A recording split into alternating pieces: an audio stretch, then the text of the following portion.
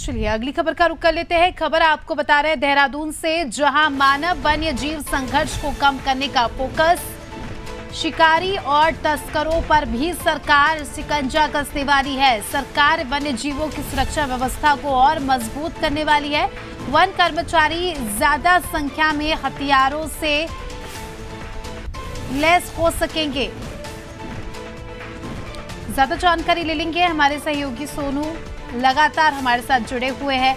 सोनू, लगातार हम देख रहे हैं पर्यावरण के लिहाज से उत्तराखंड सरकार लगातार बड़े बड़े फैसले ले रही है और ऐसे में सबसे बड़ा फैसला लिया गया मानव वन्य जीव संघर्ष को कम करने को लेकर।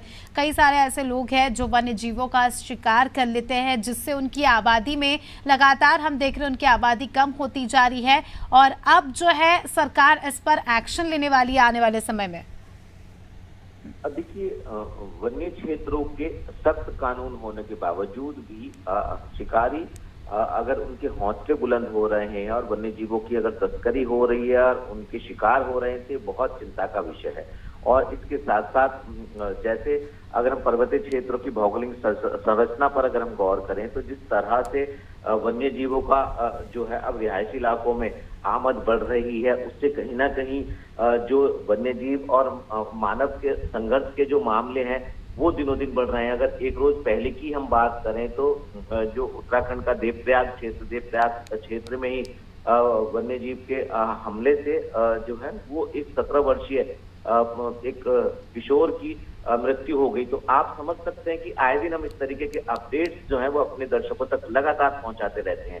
लिहाजा सरकार अब इस पर फोकस कर रही है कि कैसे जो वन्य जीवों के शिकार होते हैं, कैसे उनकी तस्करी होती है, इसको कैसे रोका जा सकता है।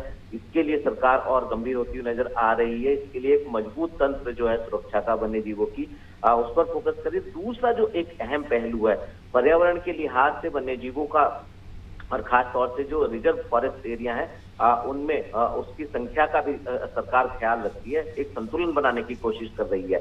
लिहाजा ऐसे में जो है वो मानव और वन्यजीव संघर्ष की घटनाएं कम से कम हो, इसके लिए क्या प्रावधान किए जा सकते हैं और किस तरह से वन्य जीवों का भी संरक्षण हो सकता है, इन तमाम पहलुओं पर सरकार बिल्कुल। और इस तरह के फैसले लेने जरूरी भी हो जाते हैं सोनू, क्योंकि लगातार जिस तरह से हम देख रहे हैं कि शिकारियों की संख्या बढ़ रही है और वो जिस तरह से वन्य जीवों को परेशान करते हैं, ऐसे में अब खुद सरकार ने इस पर एक्शन लेने की बात कही है। तो आने वाले समय हम कह सकते हैं कि इस पर लगाम लगाया जा सकता है। बने रहिए हमारे साथ, जल्दी आपका रुख करेंगे।